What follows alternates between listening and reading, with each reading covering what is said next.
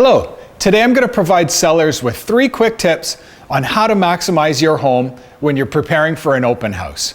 So the first tip I have for you is to simply clean up. It's amazing how many times people walk into open houses and the house is left a little bit messy or it hasn't been cleaned properly and it's just not showing its best.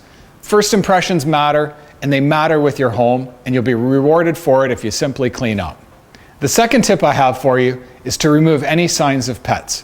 We love our furry little friends, but not everybody likes pets and not everybody wants to live with pets. So it's important. Get rid of the kitty litter for your open houses and showings. Remove your dog dishes and bowls. It's just really important to remove signs of pets so that you're opening up the buyer pool to anyone who may be interested in your property.